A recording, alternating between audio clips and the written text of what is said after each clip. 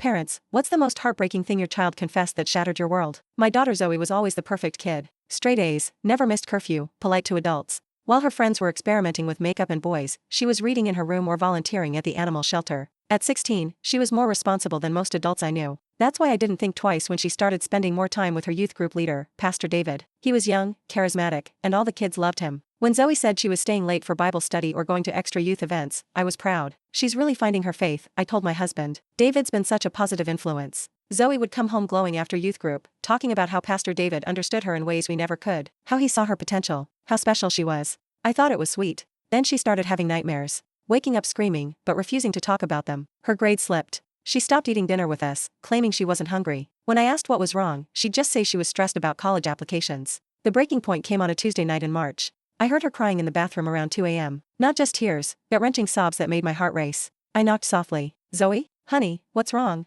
Go away, Mom. I'm not leaving until you talk to me. 20 minutes later, she opened the door. Her face was blotchy and swollen. In her hand was a pregnancy test. Positive. My world tilted. My perfect daughter. My baby. Zoe, I whispered. Who? She looked at me with eyes that seemed decades older than 16. You won't believe me, she said. Try me. She took a shaky breath. Pastor David. It started when I was 14. The room spun. I gripped the doorframe to stay upright. What do you mean, started? He said I was mature for my age. That I understood God's love better than other kids. He'd keep me after youth group to talk about my calling. Her voice was flat, mechanical. Then he started touching me. Said it was how people in the Bible showed devotion. I felt sick. He told me I was chosen. That this was how Mary felt when she was visited by the angel. That God wanted us to create something beautiful together. My knees gave out. I slid down the wall to the floor. How long? I managed. 2 years. He said if I told anyone, they'd think I seduced him. That I'd destroy his ministry and disappoint God. She was crying again. He said you and Dad would be ashamed of me. I pulled her into my arms, both of us shaking. We could never be ashamed of you, I whispered. Never. But I let it happen, she sobbed. I didn't fight hard enough. I didn't say no loud enough. You were a child, I said fiercely.